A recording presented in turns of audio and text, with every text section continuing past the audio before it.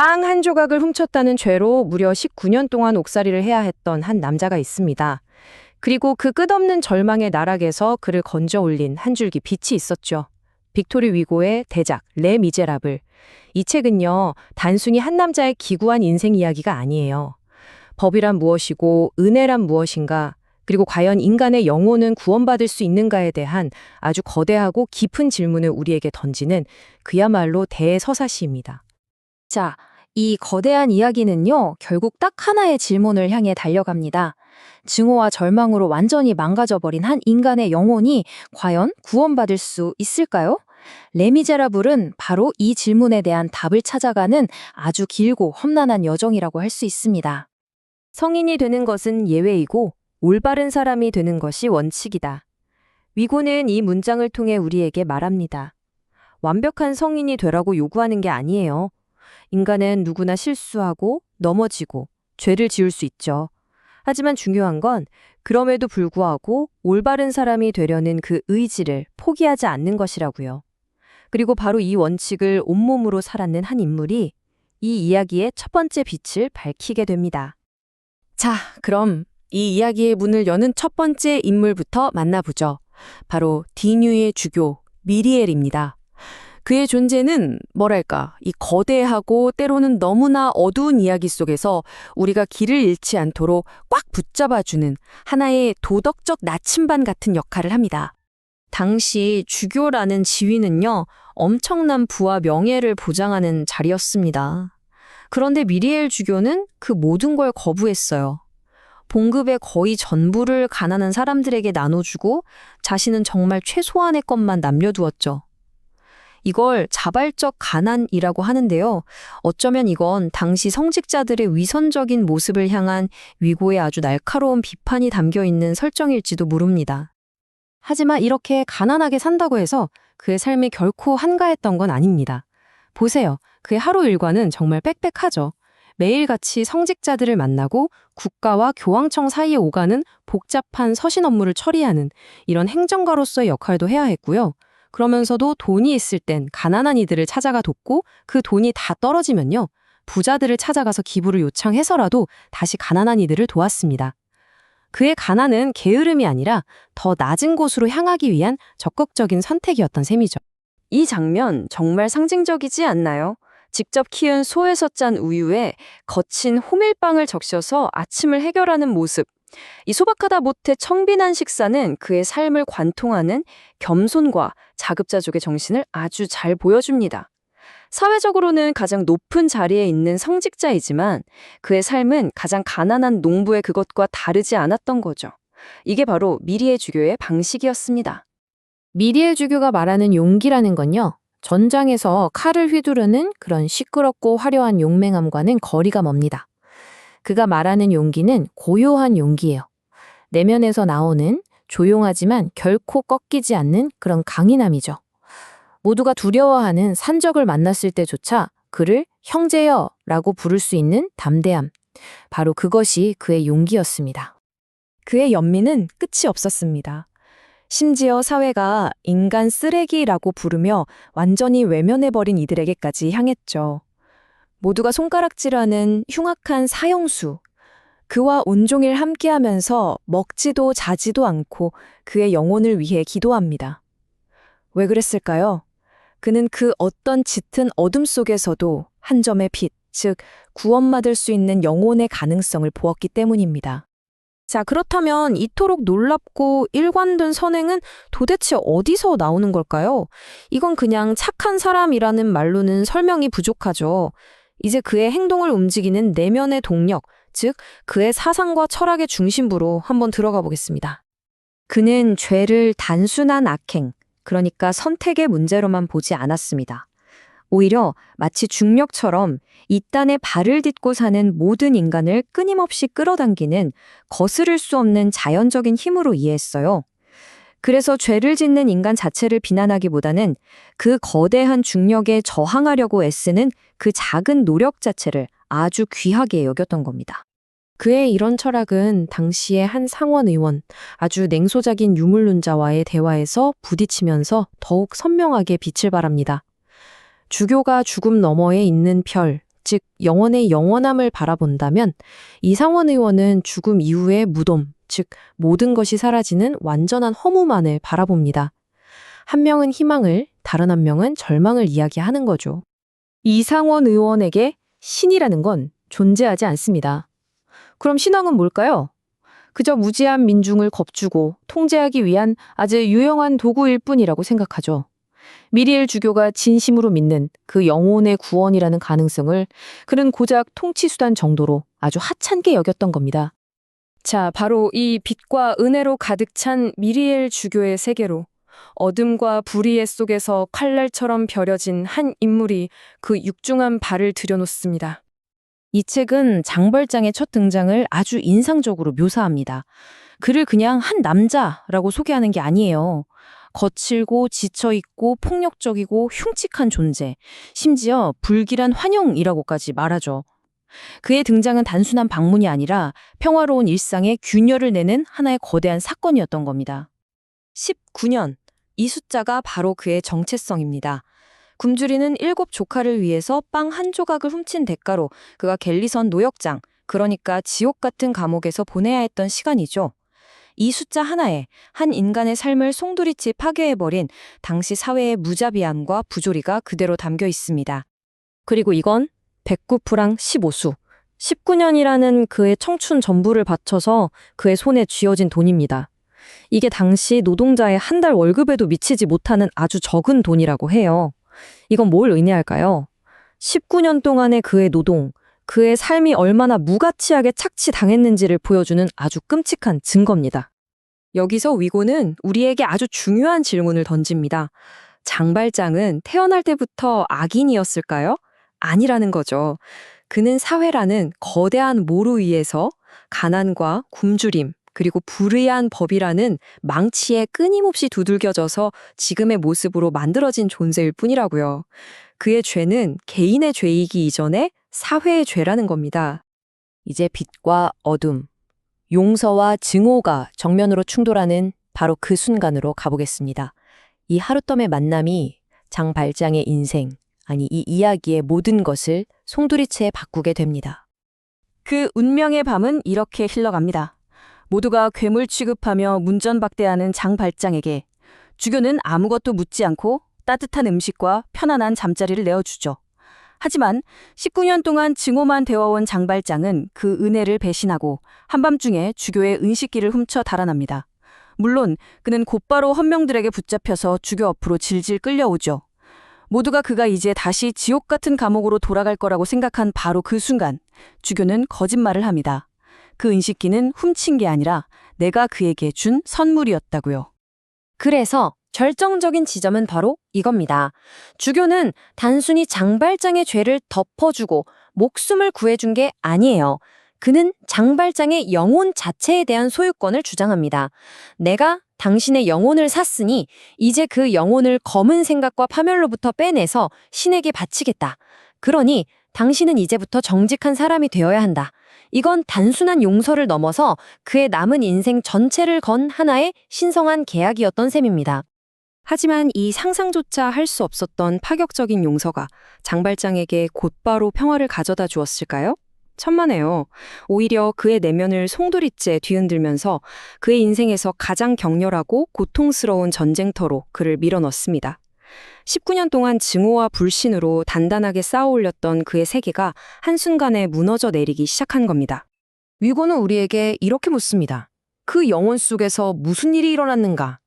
우리는 이 질문을 따라가면서 19년간 쌓아온 견고한 증오의 성벽이 단 한순간의 압도적인 용서 앞에서 어떻게 처참하게 무너져 내리는지 그 격렬한 내면의 전쟁을 바로 곁에서 목격하게 됩니다. 이 순간 그는 더 이상 세상의 냉소적인 전과자가 아닙니다. 선이라는 한 번도 겪어보지 못한 거대하고 눈부신 빛 앞에서 어찌할 바를 몰라 하는 그야말로 겁에 질린 한 마리 짐승일 뿐입니다. 그의 굳건했던 악의 세계가 그 뿌리부터 송두리째 흔들리고 있는 거죠. 그의 그 지독했던 불행과 고통이 역설적으로 미리의 주교가 비춰준 그 은혜라는 한 줄기 빛을 만나면서 처음으로 자기 자신을 똑바로 직시할 수 있는 새로운 눈을 뜨게 합니다. 선과 악, 과거의 증오와 미래의 약속이라는 거대한 갈림길 앞에 선 장발장. 그의 선택이 바로 지금부터 시작될 이 거대한 이야기의 진짜 첫 장이 됩니다. 지난 시간에 우리가 함께 살펴봤던 이야기의 도덕적 핵심 기억하시나요? 바로 미리엘 주교의 심오하면서도 아주 현실적인 철학이었죠. 그는 죄를 그냥 비난하고 정죄해야 할 실패로 보지 않았습니다. 오히려 인간이라면 누구나 가질 수밖에 없는 마치 중력과도 같은 근본적인 힘으로 이해했죠. 그리고 그 중력에 맞서 올곧게 서려는 노력이 중요하다고 말했습니다. 자, 이번 이야기에서는요, 미리엘 주교가 심었던 그 은총이라는 씨앗이 이 척박한 세상 속에서 과연 어떻게 되는지를 따라가 보려고 합니다. 먼저 한 어머니가 얼마나 비극적으로 추락하는지를 보면서 이 사회가 얼마나 냉혹할 수 있는지를 목격하게 될 거고요. 동시에 한 남자의 구원이 어떻게 도시 전체를 바꾸는 기적을 만들어내는지도 보게 될 겁니다. 하지만 그 빛을 끈질기게 쫓는 아주 무자비한 법의 그림자도 만나볼 거고요. 마지막으로는 이 모든 이야기가 결국 향하게 될 도시, 파리로 무대로 옮겨서요. 새로운 시대를 꿈꾸는 젊은이들과 저 깊은 어둠 속에서 꿈틀대는 범죄의 세계를 함께 엿볼 겁니다. 그럼 이 모든 이야기의 출발점이라고 할 수 있는 미리엘 주교의 철학으로 다시 한번 돌아가 보겠습니다. 그는 비양분이, 그러니까 환영합니다 라는 뜻의 별명으로 더 잘 알려져 있었는데요. 그의 삶 자체가 아주 냉소적인 세상을 향한 하나의 도전이었고 또 급진적이라고 할 만큼 놀라운 연민의 증거였습니다. 그의 철학은 그냥 책상 위에서 나온 이론이 아니었어요. 이 내용을 보시면 아시겠지만 그의 삶의 모든 순간 아주 작은 행동 하나하나가 바로 그 철학의 실천이었습니다. 한번 상상해 보세요. 주교라면 의리의리한 관저에 살 법도 한데 그는 그 거대한 주교관을 병든 사람들을 위해 병원으로 내어주고 자신은 아주 작은 공간에서 자발적인 가난을 택했죠. 그의 하루는 소박했지만 의미로 가득했습니다. 이른 아침 명상과 미사로 하루를 시작하고 자신이 직접 키우는 소에서 짠 우유와 호밀빵으로 간단히 식사를 마친 뒤에는 교구의 크고 작은 분쟁을 해결하고 가난한 이들을 찾아 나섰죠. 재밌는 건 돈이 있을 땐 가난한 이들을 찾아가 나눠주고 돈이 다 떨어지면 부유한 이들을 찾아가서 남음을 실천하겠다는 겁니다. 이 모든 게 그의 신념이었습니다. 자, 이 장면은요, 이 책 전체를 꿰뚫는 아주 핵심적인 철학적 대립을 정말 극명하게 보여줍니다. 한쪽에는 신의 섭리를 굳게 믿는 미리엘 주교가 있고요. 다른 한쪽에는 세상 모든 것을 그저 허무한 것으로 여기는 아주 냉소적인 상원 의원이 있습니다. 이 의원에게 신이라는 존재는 그저 대중을 다스리기 위한 도구일 뿐이에요. 인생은 즉 아무것도 아닌 것에서 태어나서 결국 아무것도 아닌 것으로 돌아가는 짧은 여정이라고 생각하죠. 심지어 그는 나는 스스로를 무백작이라 부릅니다 라고 선언하기까지 합니다. 먹느냐 먹히느냐의 싸움에서 자신은 기꺼이 먹는 쪽, 즉 포식자가 되겠다고 말하죠. 이건 주교가 보여준 희생과 연민의 철학과 정말 정반대에 서 있는 세계관입니다. 이런 깊은 허무주의에 맞서서 주교는 어떻게 반응했을까요? 뭔 열띤 논쟁을 벌였을까요? 아닙니다. 그는 대신 세상을 보는 다른 방식을 그냥 조용히 제시할 뿐이었어요. 핵심은 고통을 부정하거나 외면하는 게 아니에요. 그 고통스러운 시선을 다른 곳으로 돌리게 하는 데 있습니다. 그러니까 절망에 빠진 사람에게는 체념을 통해 오히려 평온을 찾은 사람을 보여주고 차가운 무덤만 바라보며 슬퍼하는 사람에게는 저 멀리 하늘에서 빛나는 별을 보게 함으로써 그 슬픔을 경이로움으로 바꾸려 했던 거죠. 이것이 바로 미리엘 주교가 생각한 구원의 방식이었습니다. 자, 미리엘 주교가 이렇게 고요한 세상에서 연민의 철학을 실천하고 있을 바로 그 시각에 세상 다른 한편에서는 그 연민이 정말 절실하게 필요한 한 여인의 비극이 시작되고 있었습니다. 이제 우리는 팡틴의 이야기로 들어가 볼 텐데요. 그녀의 삶은 주교가 말했던 그 이상과 은총이 부재하는 세상이 한 인간을 얼마나 철저하게 파괴할 수 있는지를 보여주는 아주 잔인한 증거가 될 겁니다. 그녀의 이야기는 파리에서 시작돼요. 언뜻 보면 젊고 행복한 시절 같죠? 반짝이는 유혹과 낭만의 세계. 하지만 그건 곧 산산조각날 즐거운 끝이라는 아주 연약한 기반 위에 세워진 세계였습니다. 그녀와 친구들은 부유한 학생들과 사랑에 빠졌지만 그 학생들에게 이 로맨스는 그냥 스쳐 지나가는 유희에 불과했죠. 어느 날 저녁 그들은 깜짝 선물을 해주겠다며 여자들의 이마에 입을 맞추고는 훌쩍 자리를 떠납니다. 아무것도 모르는 팡티는 이렇게 속삭이죠. 너무 늦지 말아요. 우리 기다릴게요. 그 깜짝 선물의 정체? 그건 바로 이별 편지였습니다. 부유한 남자의 이 무심하고도 잔인한 장난, 이 단 하나의 행동이 팡틴의 모든 비극을 촉발하는 방아쇠가 됩니다. 그녀는 이제 그들의 아이, 코제트와 함께 세상에 홀로 남겨집니다. 겉보기에는 그냥 평범한 여관주인 부부처럼 보이지만 이들의 내면은 탐욕으로 가득 차 있었죠. 남편은 자기가 워털루 전투에 참전했던 영웅이라며 거짓말을 늘어놓고 아내는 싸구려 연애소설에나 나올 법한 이름으로 딸들을 부르면서 허영심을 채우는 그런 사람들이었습니다. 이들에게 팡틴의 순진한 절망은 동정의 대상이 아니었어요. 그저 자신들의 배를 채울 수 있는 최고의 착취기의 일뿐이었습니다. 자, 이 타임라인을 한번 보세요. 한 인간이 얼마나 빠르고 처참하게 무너질 수 있는지를 보여주는 정말 비극의 기록입니다. 여기서 정말 중요한 건요, 이 각 단계가 그녀 개인의 실수가 아니라는 점이에요.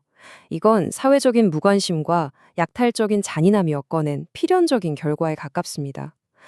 파리에서의 짧고 덧없는 행복은 버림받음으로 이어졌고 그 절망은 테나르디에 부부와의 악연으로 귀결됐죠. 공장에서 고되게 일했지만 아이가 있다는 사실 때문에 해고당했고 결국 그녀는 딸의 양육비를 대기 위해 자신의 머리카락과 치아 그리고 마지막 남은 존엄성마저 팔아야 하는 나락으로 떨어집니다. 이 모든 것이 오직 한 아이를 지키기 위한 어머니의 희생이었습니다. 팡틴이 이렇게 세상의 무게에 짓눌려가고 있을 바로 그때 정말 신기하게도 미리엘 주교가 심었던 그 작은 은총의 씨앗이 아주 뜻밖의 장소에서 꽃을 피우고 있었습니다. 몽트레유 슈르메르라는 도시로 한번 가보시죠. 우리가 장발장이라는 걸 알고 있는 바로 그 남자, 마들렌이라는 이름의 이 낯선 남자는 단지 새로운 제조 기술 하나를 가져온 게 아니었어요. 그는 침체되어 있던 이 도시에 완전히 새로운 정신과 질서를 불어넣습니다. 마들렌이 만든 건 그냥 공장이 아니었습니다. 그건 하나의 작은 사회, 아니 어쩌면 유토피아에 가까웠죠. 그의 공장은 팡틴 같은 약자들이 내몰렸던 그 혼돈의 세상과는 정반대였어요. 질서와 목적, 그리고 기회가 있는 안식처였습니다. 이곳에서는 배고픈 사람은 누구나 와서 일과 빵을 얻을 수 있었고 남녀 모두에게 정직과 성실함이 요구되었죠. 그 결과는 정말 놀라웠습니다. 도시에서 불안과 비참함은 자취를 감췄고 도시 전체가 번영하기 시작했어요.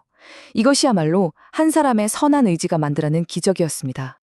그런데 재밌는 건 그가 왕이 시장으로 임명하려는 것을 2번이나 거절했다는 거예요. 하지만 결국 마을 사람들의 끈질긴 간청에 못 이겨 수락하게 됩니다. 특히 한 늙은 여인의 이 날카로운 한마디가 그의 마음을 움직였죠. 훌륭한 시장은 유용한 존재야.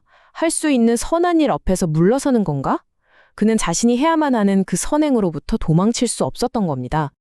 여기서 우리가 절대 놓치면 안 되는 게 있습니다. 그의 모든 선행, 그 뿌리가 어디에 있는가 하는 점이죠. 마들렌 시잔의 마음속에는 자신에게 자비를 베풀었던 미리일 주교가 언제나 길잡이 별처럼 빛나고 있었습니다. 그는 결코 그 은혜를 잊지 않았어요. 신문에서 주교의 사망 소식을 접했을 때 그는 마치 아버지를 잃은 아들처럼 검은 옷을 입고 깊은 애도를 표합니다. 그의 구원은 단 한 번의 사건으로 끝난 게 아니라 평생에 걸친 약속이었던 셈이죠. 하지만 모든 빛에는 그림자가 따르기에 마련이죠. 마들렌의 구원의 빛이 밝게 빛날수록 그의 과거라는 그림자는 한 남자의 모습으로 점점 더 짙게 드리워집니다. 바로 자베르 경감입니다. 비도크 아내의 브루투스. 와, 이 한마디가 자베르라는 인물을 정말 완벽하게 설명해요. 이게 무슨 뜻이냐면요. 브루투스는 사적인 감정은 철저히 배제하고 오직 원칙과 법만을 따랐던 고대 로마 공화정의 상징적인 인물이죠. 그리고 비도크는 실제로 범죄자 출신이었지만 파리 경찰의 아버지가 된 전설적인 형사입니다. 그러니까 자베르는 법의 원칙을 위해서는 어떤 타협도 용납하지 않는 브루투스의 강직함과 범죄의 세계를 꿰뚫어보는 비도크의 집요함을 동시에 가진 인물인 겁니다. 자베르의 세상은 아주 단순합니다. 흑 아니면 백, 예외란 없어요. 그의 세계에는 국가와 법이라는 절대적인 선이 있고 그 선을 넘는 자는 영원히 구제불능인 악마적인 존재일 뿐입니다. 그의 우주에는 은총이나 연민, 또는 구원을 위한 공간이 단 한 뼘도 없습니다. 권위에 대한 존경과 반란에 대한 증오, 이 두 가지가 그의 모든 것을 지배하죠. 공무원은 절대 실수하지 않고 범죄자는 절대 변하지 않는다고 굳게 믿습니다. 그의 사생활은 금욕, 고립, 자기 부정으로 가득 차 있고 오직 의무만이 그의 존재 이유입니다. 그럼 자베르가 시장이 된 마들렌을 봤을 때 뭘 느꼈을까요? 책에서는 이걸 기가 막히게 표현합니다. 주인의 옷에서 늑대 냄새를 맡은 감시견이 느낄 법한 전율. 자베르 세계에서 시장이라는 주인의 옷을 입은 사람에게서는 당연히 선량한 시민의 냄새가 나야 합니다. 하지만 그의 본능은 그에게서 범죄자라는 늑대의 냄새를 맡아버린 거죠. 이 모순, 이 근본적인 잘못됨을 감지한 그 순간부터 자베르의 집요하고도 끈질긴 감시가 시작됩니다. 자, 무대를 바꿔서 이제 파리로 가보겠습니다. 여기서는 또 다른 이야기가 움트고 있었어요. 바로 새로운 세대의 이야기죠. 살롱과 학생 카페에서 이 이야기의 다음 장을 열게 될 새로운 사상들이 조용히 하지만 뜨겁게 뿌리를 내리고 있었습니다. 19세기 파리는 말이죠. 마치 두 개의 시대가 한 공간에서 격렬하게 부딪히는 곳 같았어요. 한쪽에는 저물어가는 구시대가 있었습니다. 마리우스라는 젊은이의 할아버지 질노르망 씨가 대표하는 왕정 복고 시대의 귀족들이죠. 이들에게 프랑스 혁명은 혐오의 대상이고 오직 과거의 영광에 대한 향수만이 가득합니다. 그리고 다른 한쪽에는 가스의 빗방에 모여서 진보와 권리, 프랑스의 새로운 미래를 열정적으로 토론하는 젊은 학생 혁명가들, 즉 신세계가 꿈틀대고 있었습니다. 이 ABC의 벗들이라는 모임? 이게 정말 재밌습니다. 위고는 혁명이라는 하나의 거대한 단어를 그냥 하나로 퉁치지 않고 여러 인물들을 통해 아주 입체적으로 보여주거든요. 예를 들어 앙졸라스가 혁명의 냉철한 논리를 상징한다면 콩부페르는 그 이면에 있는 인간적인 철학을 대변합니다. 또 장프르베르는 혁명의 시적인 영감을, 크루페락은 동지들 하나로 묶는 따뜻한 중심 역할을 하죠. 심지어 그랑테르처럼 이 모든 이상에 끊임없이 의문을 던지는 회의주의자까지 있습니다. 이들이 모두 모여서 비로소 하나의 완전한 혁명 정신을 이루는 겁니다. 하지만 파리에는 또 다른 층이 있었습니다. 화려한 살롱과 뜨거운 토론이 벌어지는 카페, 그 발밑에요.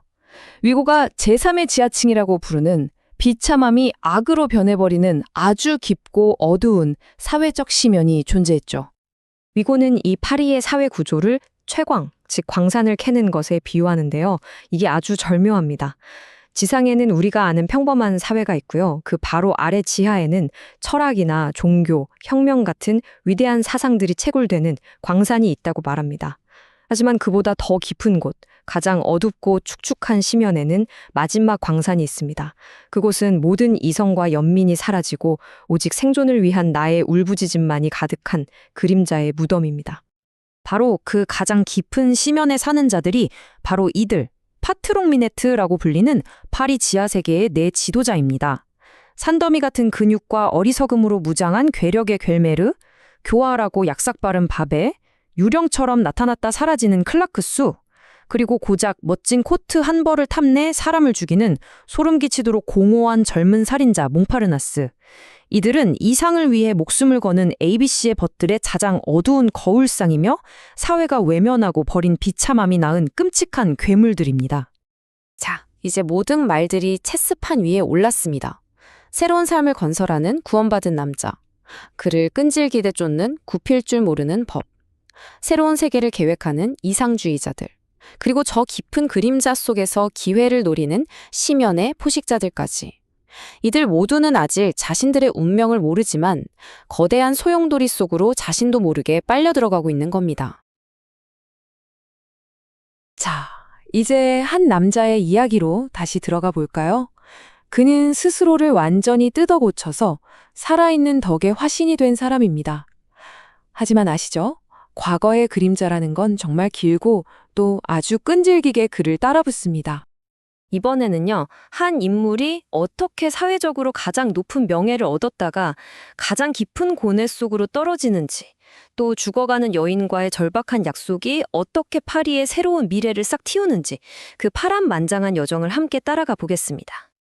자, 그럼 마들렌 씨라는 인물, 그의 삶 속으로 한번 들어가 볼까요? 이 사람은요, 그냥 자기의 인생만 바꾼 게 아니에요. 도시 전체를 그야말로 송두리째 바꿔놓은 인물이죠. 이게 바로 미리엘 주교에게서 배운 그의 인생을 떠받치는 철학입니다. 몽트레우 슈르메르라는 도시에서 마들렌으로 살아가는 그의 존재 기반 그 자체죠. 생각해보면 참 와닿는 말이에요.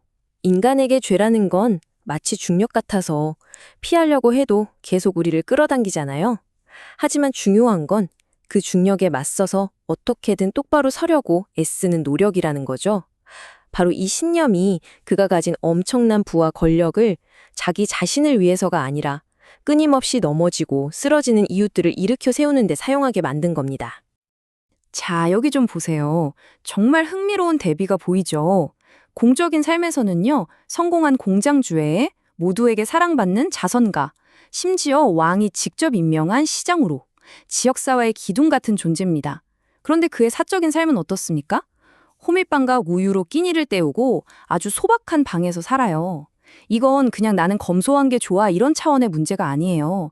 그가 쌓은 막대한 부는 오로지 공동체를 위한 도구였을 뿐 자기 자신에게는 최소한의 것만 허락한 거죠. 바로 이게 과거의 죄를 평생에 걸쳐 속죄하려는 그만의 참의 방식이었던 겁니다. 여러분, 보통 시장이 되려고 하면 엄청난 야망을 불태우잖아요? 근데 마들렌은 정반대였어요. 시장으로 임명됐을 때 그는 자신이 그럴 자격이 없다면서 거절합니다. 한 번이 아니에요. 두 번이나요. 그의 마음을 움직인 건 권력이나 명예가 아니었습니다. 책에 아주 인상적인 장면이 나오는데 한 노파가 그에게 이렇게 소리치거든요. 훌륭한 시장은 정말 필요한 존재인데 당신은 당신이 할 수 있는 그 좋은 일 앞에서 왜 자꾸 물러서는 거예요? 이 꾸짖음 같은 간청이 결국 그의 마음을 돌려놓습니다. 야망이 아니라 의무감 때문에 마지못해 받아들인 자리였던 거죠. 어느 날 마들렌 씨가 성복을 입고 나타납니다. 신문에는 디뉴의 주교, 미리엘 주교가 세상을 떠났다는 소식이 실렸죠.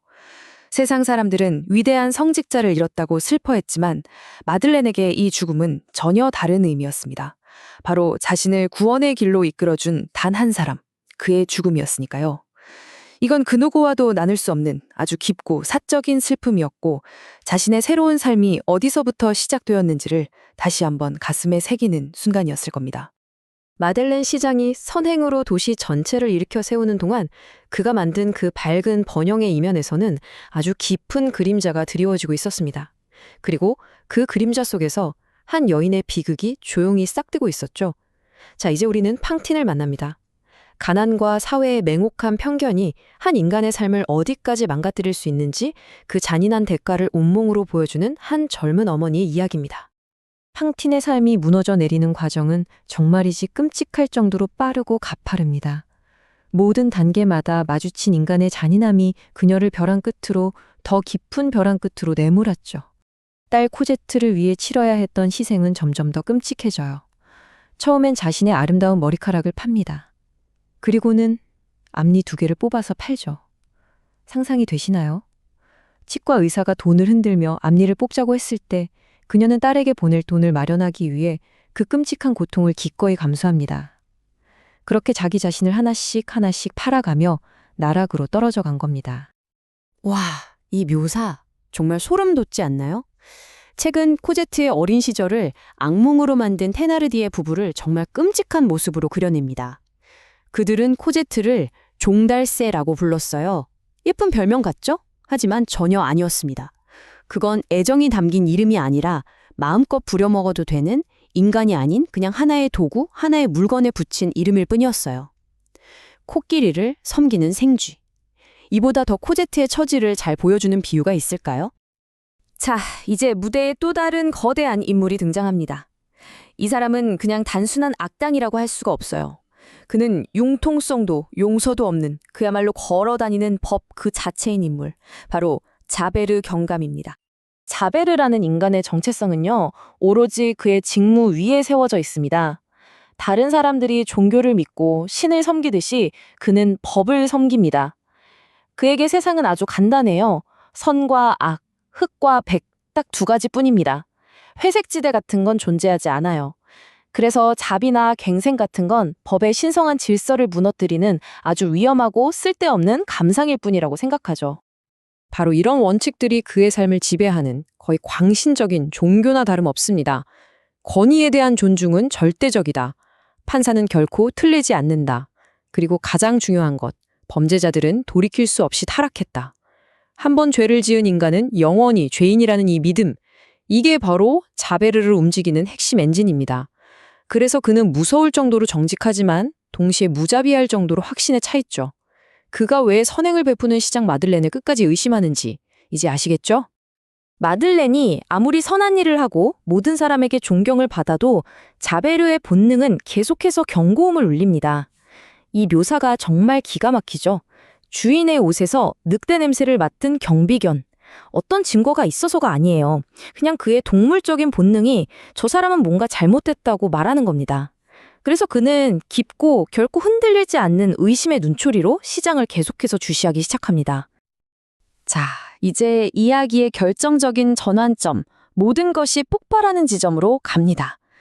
지금까지 각자 다른 곳에서 흘러가던 모든 인물들의 삶이 한 남자의 잘못된 체포 사건을 계기로 거대한 소용돌이 속에서 충돌하게 됩니다. 그리고 이 사건은 마들렌 씨가, 아니, 장발장이 자신의 과거와 정면으로 마주하도록 만듭니다. 상상해보세요. 마들렌 시장의 집무실에 자베르가 서서 보고를 합니다. 시장님, 드디어 장발장을 잡았습니다. 샹마취에라는 늙은 전과자입니다. 그 말을 듣는 순간 마들렌의 세상은 그야말로 산산조각이 나버립니다. 그에게 피할 수 없는 너무나도 잔인한 선택지가 던져진 거죠. 그가 마주한 두 개의 심연이 바로 이것입니다. 한쪽 길은 마들렌으로 남는 길. 이 길을 택하면 무고한 남자 한 명이 자기 대신 평생 지옥 같은 갤리선 노역을 살게 됩니다. 대신 자신은 계속해서 덕망 높은 시장으로 살 수 있고 이 도시의 번영도 지킬 수 있죠. 하지만 그의 영혼은 영원히 저주받을 겁니다. 다른 한쪽 길은 장발장임을 밝히는 길. 그러면 무고한 남자는 풀려나겠죠. 하지만 자신의 삶은 완전히 파괴되고 다시 갤리선으로 돌아가야 합니다. 자기가 이룩한 이 도시의 번영도 함께 무너질 거고요. 하지만 그의 영혼은 구원받겠죠. 여러분이라면 어떤 길을 택하시겠습니까? 책은 그의 고통스러운 마음속을 생생하게 따라갑니다. 머리는 불타는 것 같고 가슴속에서는 폭풍이 몰아치죠. 그는 창문을 활짝 열어보지만 하늘에는 별 하나 없습니다. 이 어둡고 캄캄한 하늘이 마치 길을 잃은 그의 마음 같지 않나요? 어디에도 기댈 곳 없이 그는 이 끔찍한 고뇌 속에서 홀로 도덕적 닻을 찾아 헤맵니다. 지옥 같은 고뇌의 밤이 지나고 그는 마침내 법정 앞에 섭니다.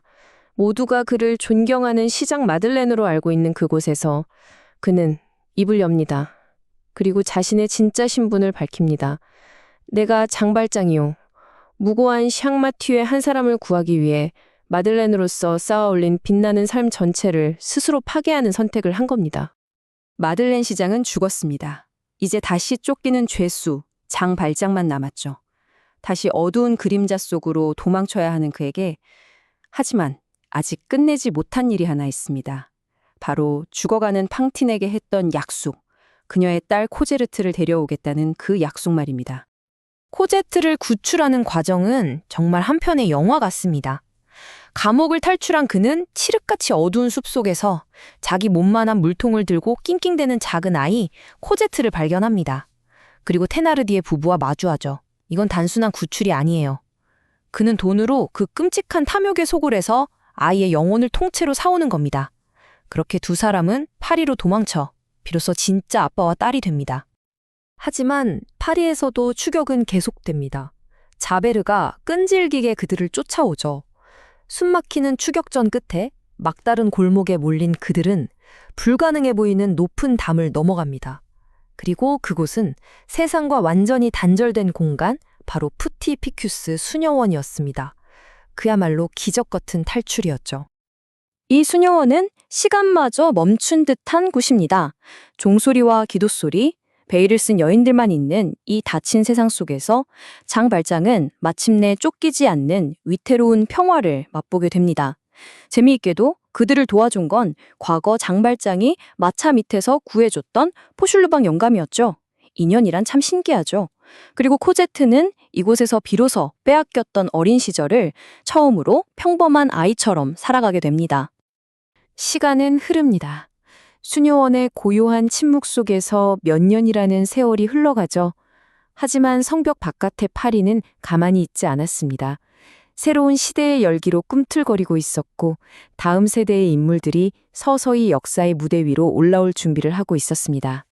발장과 코제트가 수녀원 안에서 조용한 평화를 누리는 동안 파리의 가장 어둡고 깊은 심연에서는 새로운 어둠이 자라나고 있었습니다. 바로 파트롱 미네트라 불리는 4인조 거물 범죄자들입니다. 이들은 각자 독특한 개성을 가진 파리의 밤을 지배하는 지하세계의 제왕들이었죠. 어둠이 있다면 빛도 있는 법이겠죠. 그 범죄자들과는 정반대의 세상에 ABC의 친구들이라 불리는 젊은이들이 있었습니다. 이들은 학생이자 이상주의자들로 카페의 뒷방에 모여 낡은 세상을 뒤엎고 프랑스의 새로운 미래를 만들자는 뜨거운 꿈을 꾸고 있었죠. 바로 이 격동아른 파리의 한가운데로 마리우스 퐁메르시라는 한 젊은이가 걸어 들어옵니다. 그는 왕을 섬기는 할아버지와 나폴레옹의 영웅이었던 아버지 사이에서 정체성의 혼란을 겪고 있었죠. 가난 속에서 그는 자신이 누구인지, 어떤 삶을 살아야 하는지 그 답을 찾아 헤매고 있었습니다. 자, 이제 모든 조각들이 제자리에 놓였습니다. 성자는 수녀원에 숨어 지내고 구원받은 아이는 아름다운 소녀로 자라나고 범죄자들은 어둠 속에서 기회를 엿보고 젊은 이상주의자들은 혁명을 꿈꿉니다.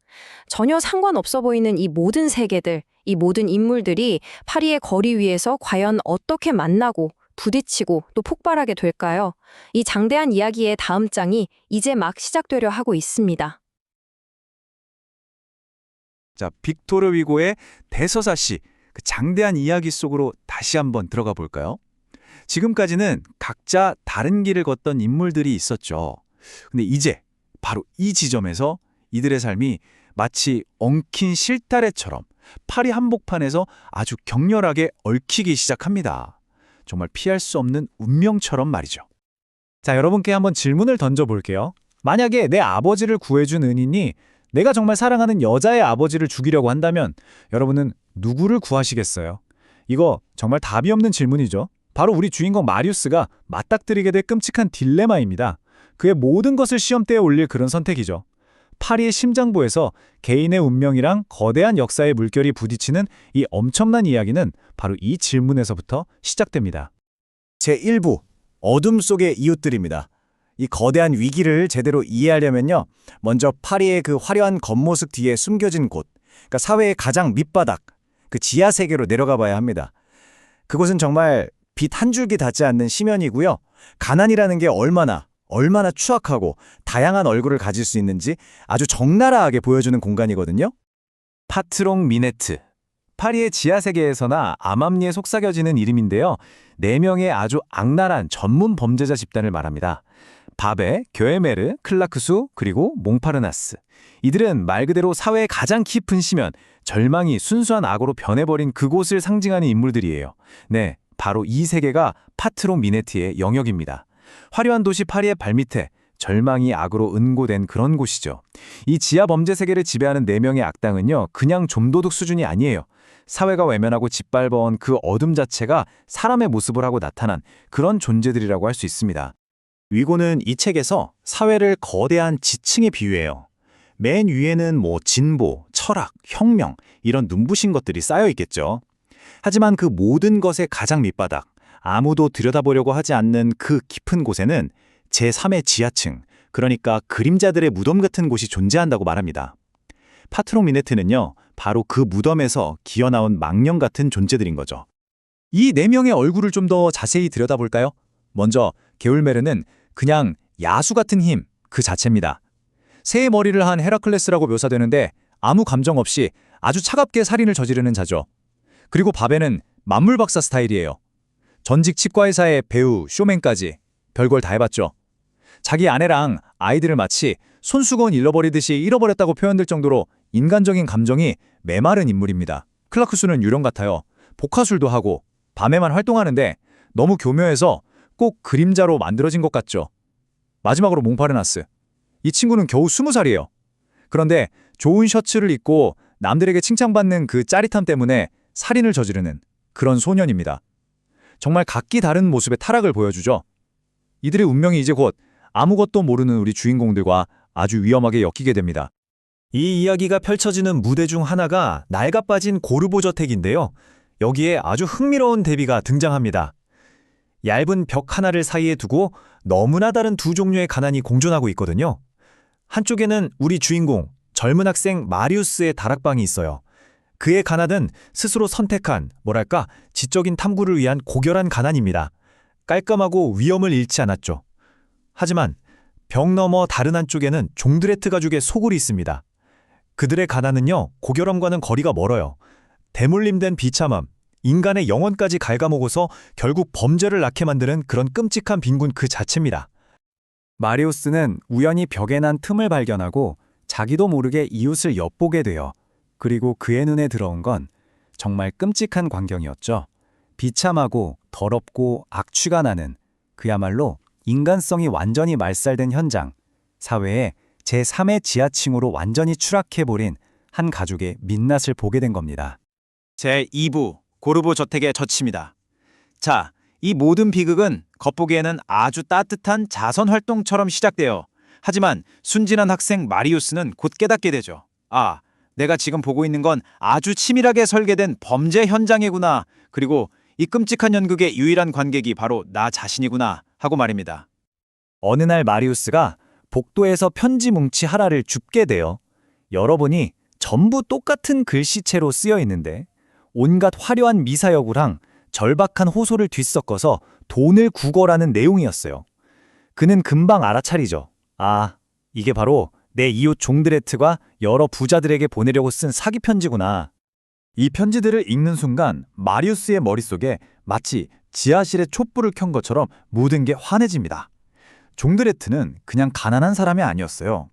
가난을 연기해서 마음씨 좋은 자손가를 자기 소굴로 끌어들이려는 전문 사기꾼이었던 거죠. 피해자가 아니라 먹잇감을 노리는 포식자였습니다. 마리우스는 벽 너머로 덫이 펼쳐지는 모든 과정을 지켜봅니다. 종드레트는 일부러 의자를 부숴서 땔감으로 쓰고 유리창을 깨서 더 비참하게 보이려고 하죠. 드디어 자선가가 도착하는데 마리우스는 숨을 멈춥니다. 그 사람은 바로 자신이 룩상부르 공원에서 매일 훔쳐보며 사랑에 빠졌던 그녀, 코제트의 아버지 르블랑 씨였거든요. 그런데 여기서 더 충격적인 반전이 일어나요. 종드레트가 갑자기 돌변하더니 자신의 진짜 정체를 밝히는 겁니다. 나는 종드레트가 아니다.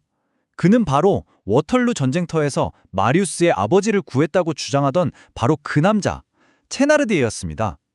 한순간에 마리우스의 과거와 현재, 의무와 사랑, 이 모든 것이 충돌하면서 그의 세상이 와르르 무너져 내리는 거죠. 상상이 가시나요? 마리우스는 그 자리에서 그냥 얼어붙어 버립니다. 한쪽에서는 돌아가신 아버지가 남긴 유언, 테나르디에라는 사람이 네 목숨을 구했으니 그를 찾아 은혜를 갚아라는 목소리가 들려오고, 다른 한쪽에서는 내가 사랑하는 여인의 아버지가 저 악당의 손에 죽게 생겼는데 구해야 한다는 본능이 들끓는 거죠. 그야말로 완벽한 비극의 한가운데 그는 혼자 고립되고 맙니다. 제3부, 과거가 현재를 압도할 때. 네, 이렇게 도저히 하나를 선택할 수 없는 두 개의 의무 사이에서 갈기갈기 찢기던 마리우스는 결국 결단을 내립니다. 고르보 저택이라는 이 작은 무대에 법이라는 아주 거대한 힘을 끌어들이기로요. 그리고 이 결정은 모든 인물들의 운명을 뒤바꿔 놓게 됩니다. 절박해진 마리우스가 달려간 곳은 경찰서였습니다. 그리고 거기서 그는 법의 화신, 자베르 경감을 만나게 되죠. 여러분, 자베르라는 인물을 기억하시죠? 그에게는 인간적인 고뇌나 예외적인 상황 같은 건 존재하지 않아요. 오직 절대적이고 무자비한 법, 그리고 그 법을 어기는 자들에 대한 끝없는 경멸만이 있을 뿐입니다. 그는 사제에게 종교가 있는 것처럼 자신의 직무에 대한 신념을 가진 사람이었죠. 역시나 자베르는 아주 꼼꼼하고 체계적으로 움직입니다. 범죄자들을 잡기 위해 자신만의 덫을 놓쳐. 먼저 고르보 저택 주변 그림자 속에 부하들을 쫙 깔아놓고 자기는 길 건너편에서 직접 건물을 감시해요. 그리고 마리우스에게 권총 한 자루를 주면서 말합니다. 범죄가 절정에 달했다 싶으면 이 총을 쏴서 신호를 보내라. 그럼 우리가 즉시 들이닥치겠다. 자베르는 완벽한 계획을 세우고 그 신호를 기다리기로 합니다. 하지만 자베르는 본성적으로 기다리는 걸 잘 못하는 사람이죠. 시간이 흐르는데 총소리는 들리지 않고 자베르의 인내심은 점점 바닥이 납니다. 저 소굴 안에 분명히 거물급 범죄자들이 득실거릴 텐데 이런 대박을 놓칠 수 없다는 생각에 사로잡힌 그는 결국 자신의 완벽한 계획에 스스로 변수를 만들기로 결정합니다. 바로 신호를 기다리지 않고 먼저 진입하기로요. 자베르의 급습은 정말 신속하고 격렬하게 이루어집니다. 부하들과 함께 문을 박차고 아파트를 덮쳤죠. 하지만 그 아수라장이 된 혼란 속에서 가장 중요한 인물, 그러니까 피해자인 르블랑 씨, 바로 장발장이 연기처럼 사라져버립니다. 마치 처음부터 그곳에 없었던 사람처럼 흔적도 없이요. 결과적으로 테나르디에와 그 패거리인 파트롱 미네트 일당은 전부 체포됩니다. 덫은 성공한 셈이죠. 하지만 마리우스는 더 깊은 혼란에 빠져요. 아버지의 구원자라고 믿었던 사람은 추악한 범죄자였고 내가 사랑하는 여인의 아버지는 정체를 알 수 없는 위험에 쫓기는 인물이라는 사실만 확인했을 뿐이니까요. 덫은 성공했지만 진실은 오히려 더 깊은 미궁 속으로 사라져버렸습니다. 제4부 폭풍전야의 팔입니다. 자, 이렇게 마리우스가 지독한 개인적인 혼란과 싸우고 있는 동안 그가 발 딛고 사는 도시 파리 전체가 마치 폭발 직전의 화약고 같았어요. 고르보 저택에서 법이라는 시스템이 장발장이라는 한 명을 놓친 것처럼 프랑스라는 국가 전체가 사회에 들끓는 불만을 제대로 담아내지 못하고 있었던 거죠. 이제 한 개인의 비극은 곧 거대한 역사의 경랑 속으로 빨려 들어가게 될 겁니다. 당시 시대 상황을 좀 볼까요? 1830년에 7월 혁명이 있었지만 이게 진정한 안정을 가져온 게 아니었어요.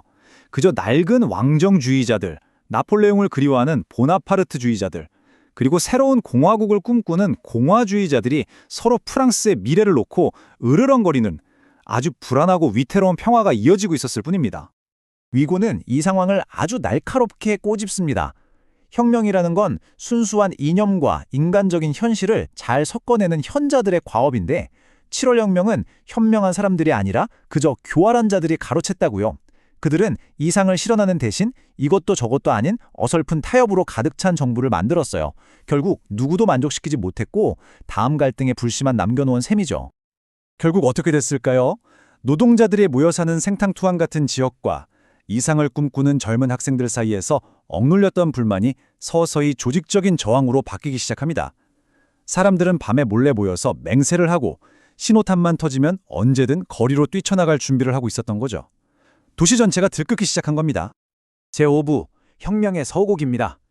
이렇게 들끓는 학생운동의 가장 뜨겁고 순수한 중심에 ABC의 벗들이라고 불리는 젊은 이상주의자 그룹이 있었습니다. 이들이 바로 새로운 시대의 서곡을 연주하려는 사람들이었죠. ABC의 벗들, 이 이름은 사실 말장난이에요. 프랑스어로 아베세라고 읽는데 이건 천대받는 자들, 즉 민중을 뜻하는 단어랑 발음이 같거든요. 이들은 논리와 철학, 정의에 기반한 새로운 미래를 꿈꾸는 젊은이들이었습니다. 그러니까 아까 봤던 파트롱 미네트와는 정반대에 있는 사람들이죠. 사회의 가장 밑바닥에서 파괴를 일삼는 자들이 아니라 가장 높은 지성의 자리에서 더 나은 세상을 만들려고 싸우는 이상주의자들인 겁니다. 이 그룹의 핵심 인물들을 보면 정말 흥미로워요. 지도자인 앙졸라는 혁명의 논리 그 자체입니다. 아주 엄격하고 잘생겼고 오직 공화국이라는 절대적인 이념에만 헌신하죠. 반면 콩부페르는 혁명의 철학을 담당합니다. 좀 더 온화하고 폭넓은 시각으로 혁명도 좋지만 문명화된 혁명을 원하죠. 장프루베르는 혁명의 심장이라고 할 수 있어요. 시인인데 약자들을 동정하고 혁명의 과격함에 대해서는 비판하기도 합니다. 마지막으로 페이는 민중의 목소리입니다. 노동자 출신으로 독학해서 역사를 공부했고 전 세계에 억압받는 사람들의 권리를 위해 싸우죠. 정말 혁명이라는 거대한 정신이 가진 여러 얼굴들을 각각 보여주고 있지 않나요? 이들은 단순한 반란군이 아니라 새로운 세상의 설계도 그 자체였던 겁니다. 이 젊은이들은요, 그냥 카페에 앉아서 말로만 떠드는 게 아니에요. 오늘은 유토피아지만 내일은 살과 피가 될 것이다 라고 말하며 아주 적극적으로 혁명을 준비합니다. 지지자들 수가 얼마나 되는지, 연락망을 잘 작동하는지 꼼꼼하게 점검하면서 피할 수 없는 역사의 부름 앞에서 준비 없이 당하지 않도록 만반의 준비를 하고 있었어요. 자, 이렇게 이야기가 끝날 무렵 고르보 저택에서 벌어졌던 마리우스라는 한 청년의 개인적인 드라마는 서서히 무대 뒤로 물러납니다.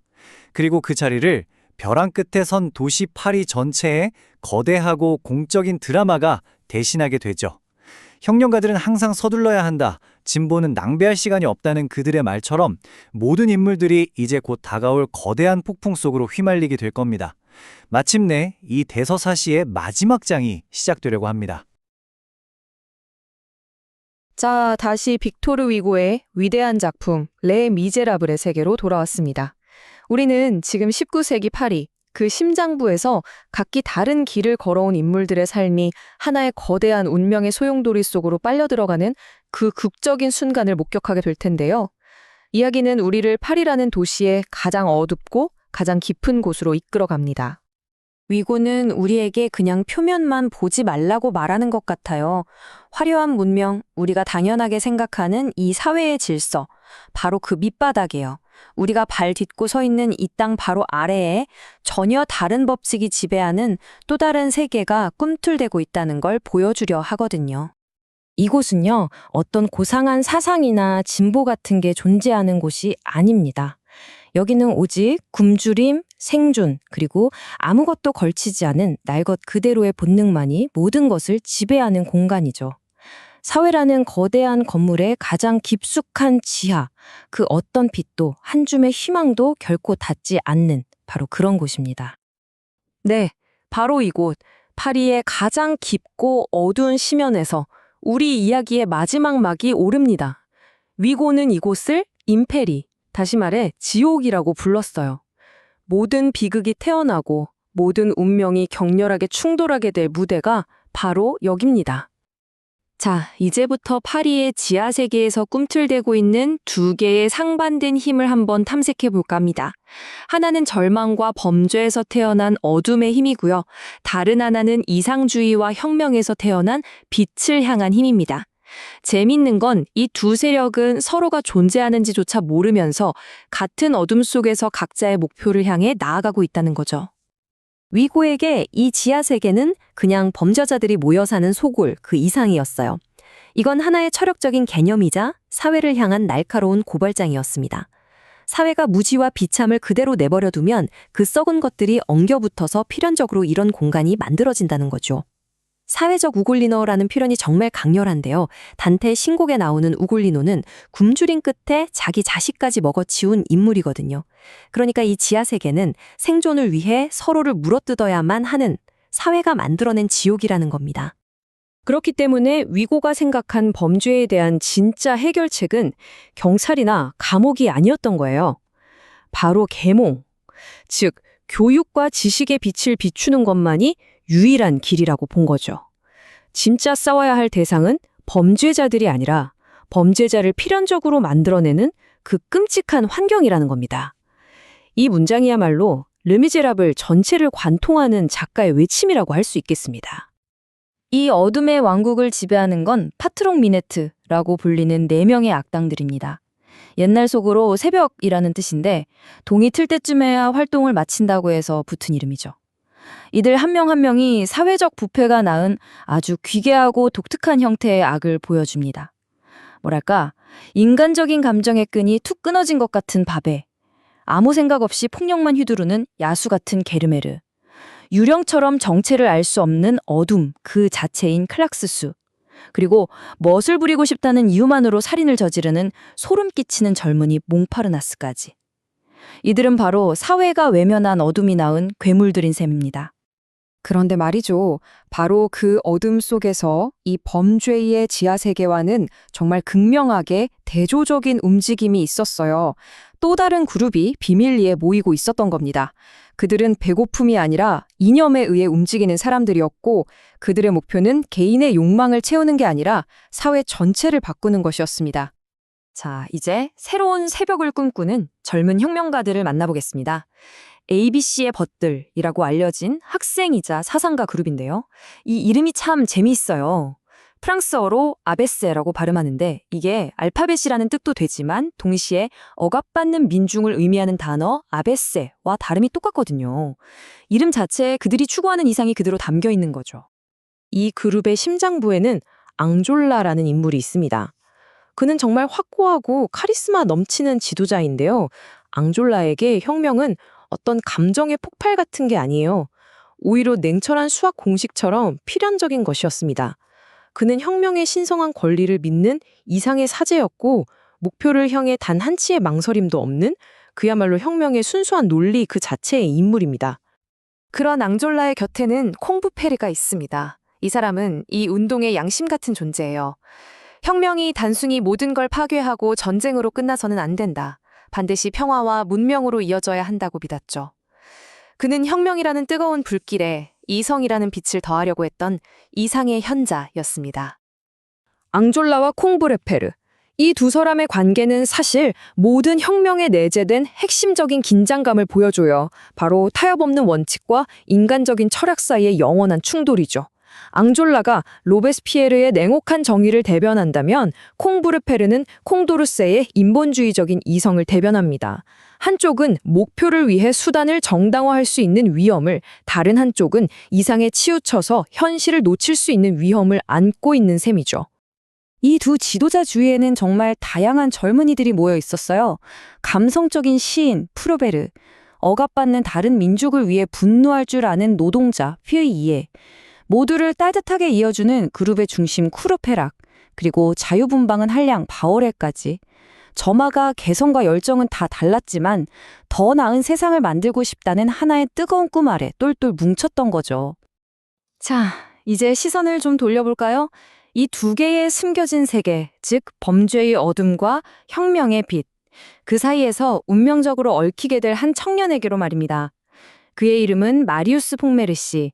그는 이 모든 이야기의 관찰자이면서 동시에 곧 다가올 거대한 폭풍의 중심에 서게 될 인물입니다.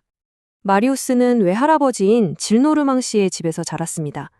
질노르망 씨는 아주 재치 있는 분이지만 동시에 괴팍하고 혁명과 나폴레옹이라면 아주 치를 떠는 뼛속까지 왕당파인 부르주아였죠.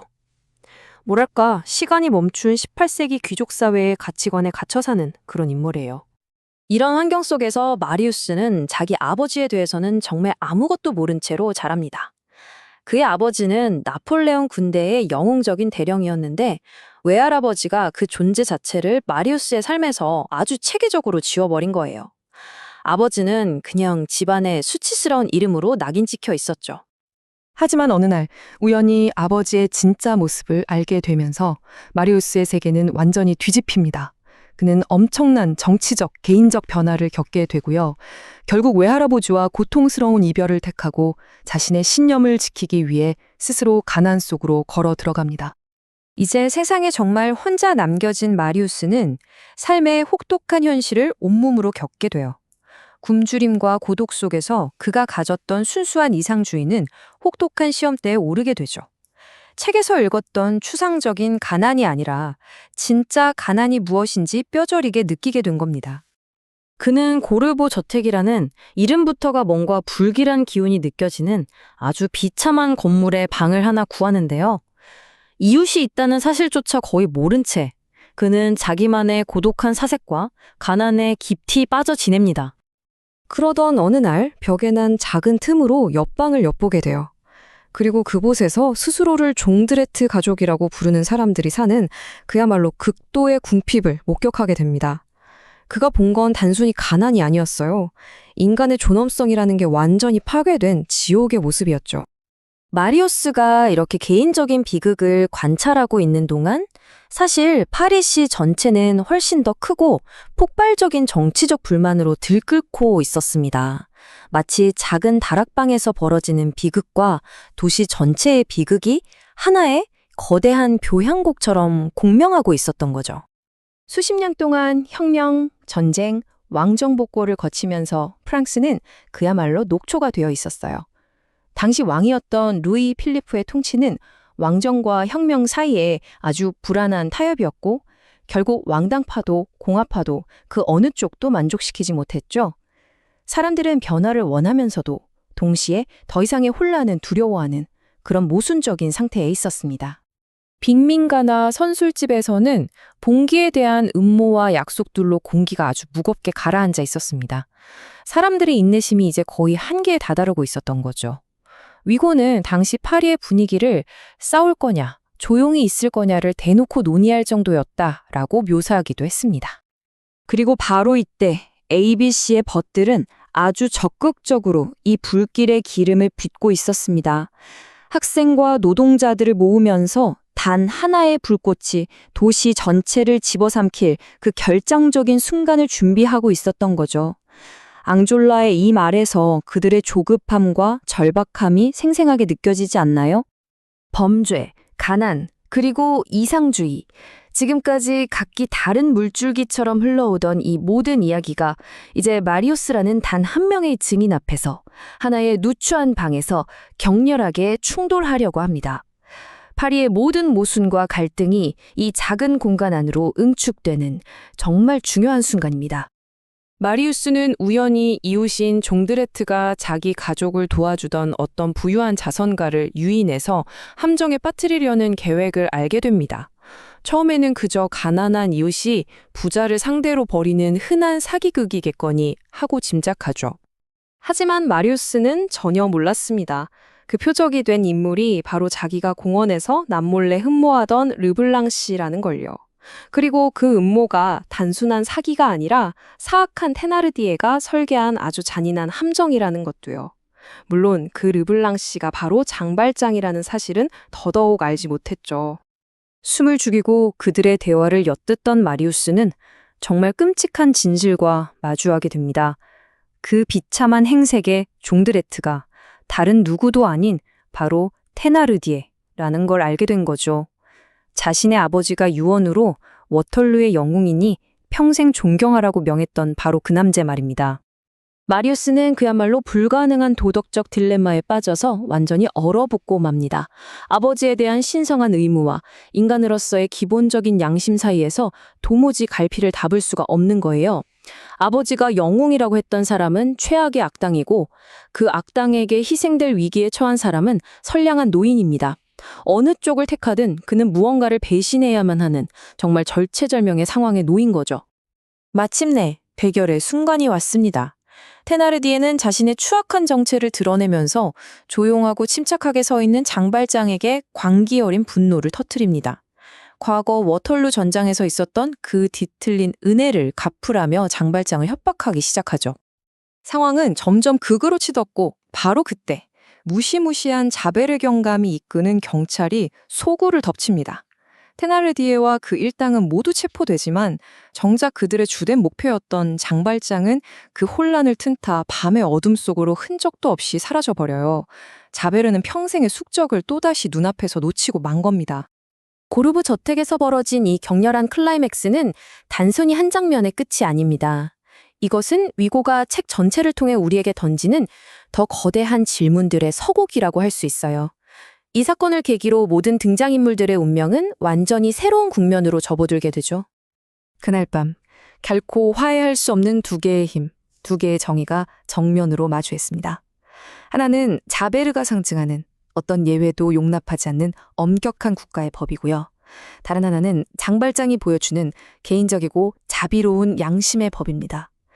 자베르에게 법은 절대적이지만 장발장에게는 법보다 더 우선하는 인간의 구원 가능성과 양심이 있었던 거죠. 위고는 자베르를 그냥 단순한 악당으로 그리지 않아요. 오히려 그는 맹렬할 정도로 정직함을 지닌 비극적인 인물이죠. 즉, 그의 가장 큰 미덕이 가장 치명적인 결함이 되어버린 사람입니다. 자신의 신념에 너무나 충실하기에 오히려 비인간적이 되어버린 법이라는 종교의 광신도라고나 할까요?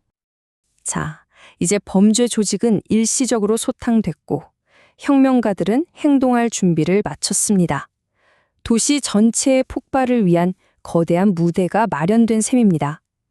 고르보 저택에서 벌어졌던 작은 충돌은 곧 파리 전체를 뒤흔들 거대한 충돌의 전조였던 것이죠. 그리하여 우리는 위고가 던지는 궁극적인 도전에 직면하게 됩니다.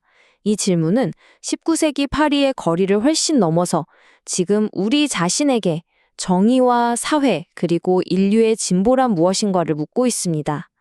비참함이 존재하는 한 과연 진정한 정의는 가능한 것일까요? 이것이 바로 레미제라블이 우리 시대에 여전히 던지고 있는 묵직하고도 영원한 질문입니다.